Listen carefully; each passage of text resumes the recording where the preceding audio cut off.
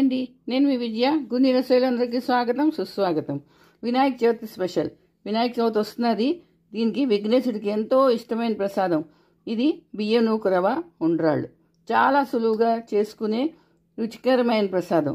ఇది తక్కువ టైంలో ఎక్కువ ఎలా చేస్తారో ఈజీగా ఎలా చేయాలో ఇవాళ నేను మీకు చెప్తాను.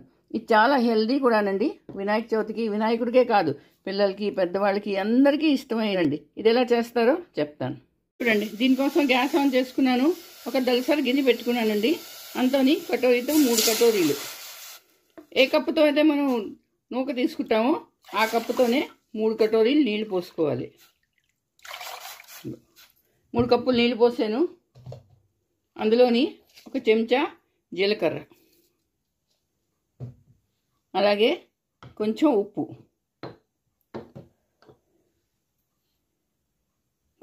వేయాలి. వేసి మూత పెట్టుకోవాలి. ఇప్పుడు ఇందులోనే అందరూ ఏం చేస్తారంటే శనగపప్పు వేస్తారు. కానీ శనగపప్పు వేసామనుకోండి రంగు మారుతుంది, కొంచెం కలర్ మారిపోతుంది, తెల్లగా రావు.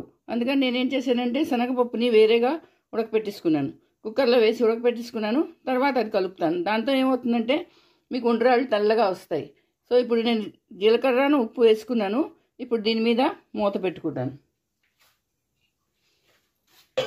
నీళ్ళు బాగా ఉడికి వరకు ఉడికించాలి.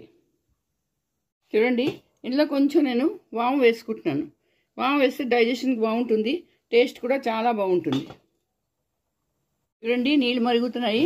ఇప్పుడు నేను ఏం చేస్తానంటే గ్యాస్ కొంచెం సిమ్ చేసేసాను.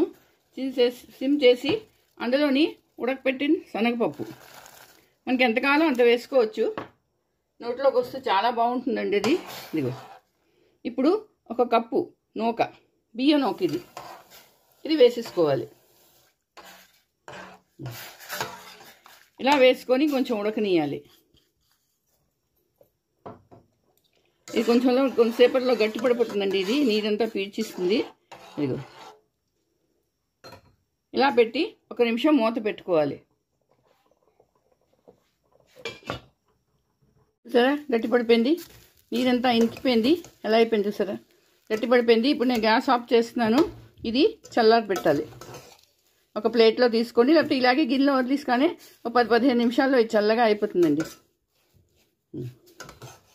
ఇలా అయిపోవాలి. అందుకని బాగా ఉడికిపోయింది కూడాను.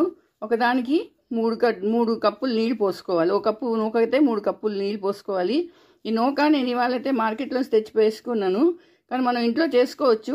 దానికోసం ఏం చేయాలంటే ముందు రోజు బియ్యం కడుక్కొని ఆరవేసుకోవాలి, ఎండలో వేసుకోవాలి. రెండో రోజు ఏం చేయాలంటే బాగా ఆరిపోయిన తర్వాత మిక్సీలోని కొంచెం నూక చేసుకోవాలి. చేసిన తర్వాత దాన్ని మళ్ళీ జల్లించాలి.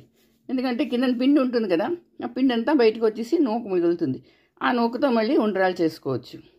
నేను ఇది ఎవరి కోసం చెప్తున్నానంటే ఎవరైతే సింగిల్గా ఉంటారో, పీజీలో ఉంటారో, పిల్లలు కొత్తగా పెళ్ళైన వాళ్ళు, లేకపోతే నార్త్లో ఉంటారు చూసిన తెలుగు వాళ్ళు చేసుకోవడం రాదు, అలాంటి వాళ్ళైతే ఈ వీడియో చూసుకొని చాలా ఈజీగా చేసుకోవచ్చండి. విఘ్నేశుడి పూజ నాడు. విఘ్నేశుడి పూజ నాడే కాదు, మీకు ఎప్పుడైనా తినాలనిపించినా ఇలా చేసుకోవచ్చు. పొద్దున్న బ్రేక్ఫాస్ట్లో చేసుకోవచ్చు.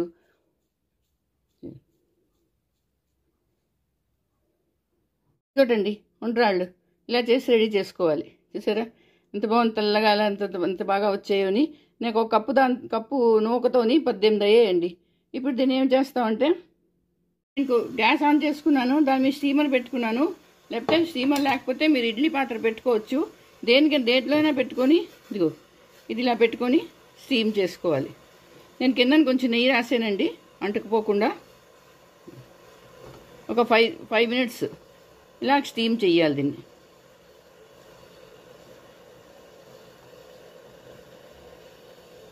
సరే, ఇలా పెట్టుకొని మూత పెట్టుకోవాలి.